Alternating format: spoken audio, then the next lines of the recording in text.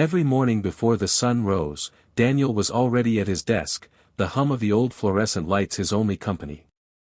He ran a small manufacturing company, the kind that had been in the family for decades, but now it was just him holding it together.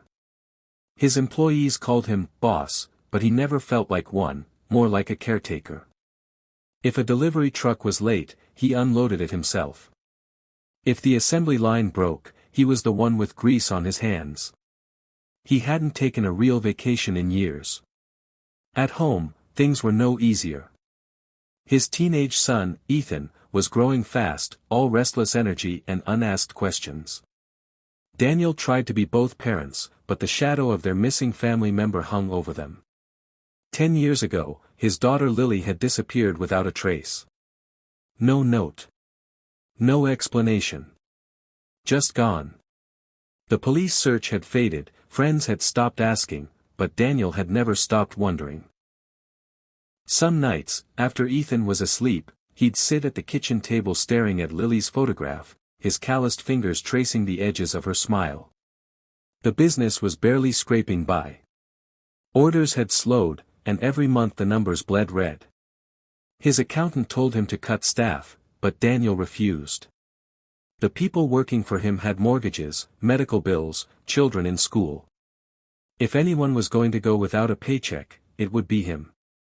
That was how he lived, carrying the weight for everyone else, quietly, and alone. It was late on a Thursday evening when Daniel noticed the envelope, half buried under a stack of unpaid invoices on his desk.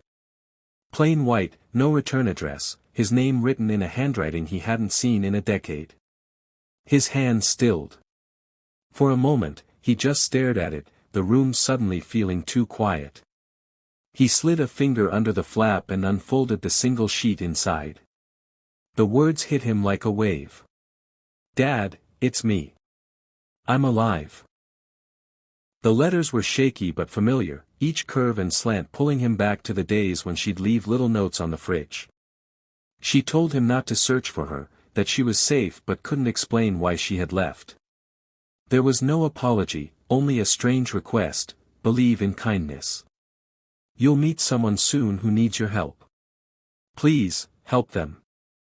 Daniel read the letter over and over, trying to make sense of it. Alive. Not coming home. Someone else. The questions piled up until his mind felt crowded, but somewhere underneath the confusion was a flicker of something he hadn't felt in years: hope. He slipped the letter into his breast pocket and closed his eyes, as if holding it closer to his heart might somehow bridge the distance between them. Outside, the streetlights hummed against the night sky, and for the first time in a long while, Daniel didn't feel entirely alone. Somewhere, somehow, Lily had reached out. And she wanted him to keep his heart open. A week after the letter arrived, the rain was coming down in silver sheets when Daniel heard a timid knock on his office door. Standing there was a young woman in a worn coat, her hair damp and her hands clutching a folder like it was the last thing she owned. She introduced herself as Maria, apologizing for being late. Her babysitter had cancelled, and she'd had to walk to the bus stop with her little boy before rushing here. Daniel almost told her the position had been filled, the company couldn't afford more salaries. But there was something in her eyes, determination edged with exhaustion, that stopped him. She spoke quickly, explaining she had bookkeeping experience, could work long hours, and just needed a chance. His accountant would have called it bad business, but Daniel's gut told him otherwise. Within weeks, Maria proved herself indispensable. She found errors in the books no one had noticed, renegotiated supplier contracts, and uncovered ways to save thousands. Slowly, the company's numbers began to climb out of the red. Daniel would catch her staying late after everyone else had gone, tapping away at the old office computer, her brow furrowed in quiet concentration. One evening, as they locked up, she thanked him softly. "You didn't have to hire me," she said, "but you did. That changed everything." Daniel just nodded, though the words from Lily's letter echoed in his mind. "You'll meet someone soon who needs your help." And now, he couldn't shake the feeling that maybe this was who she meant.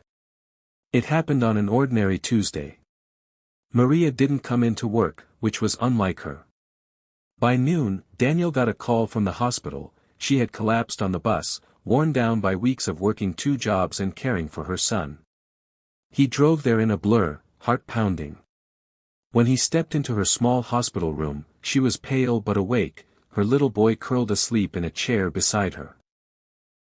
Daniel was about to speak when something on the nightstand caught his eye, a framed photo of Maria with Lily.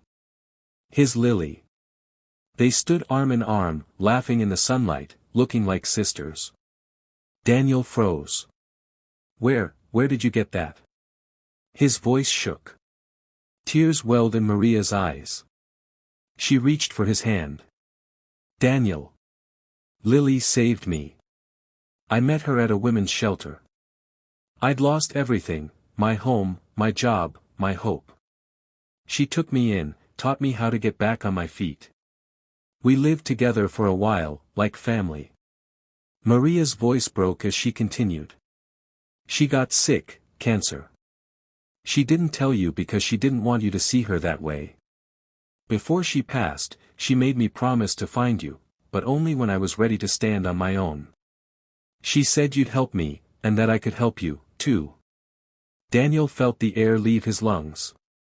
She was gone, but in her last years, Lily had been building a bridge back to him, through the life of this young woman and her child.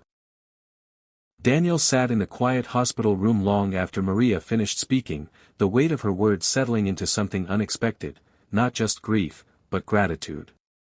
His daughter had been gone for years, yet she'd left behind a living legacy in the form of the woman and child before him. When Maria was discharged, he drove her home himself. At her small apartment, he noticed the fridge covered in crayon drawings, bright suns, crooked houses, and a stick-figure family that now included him. It was Ethan who said it first, grinning shyly at Maria's son, "Guess we're brothers now." From that day on, the lines between their lives blurred.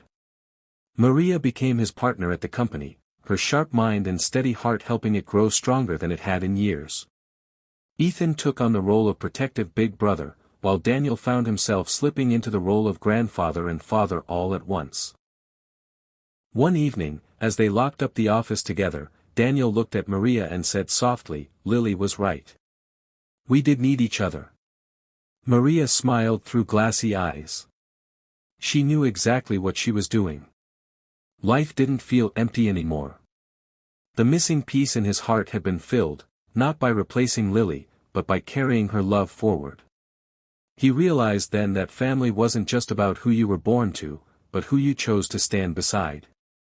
And Daniel, once a man who carried everything alone, now carried it all together, with the family his daughter had left him to find.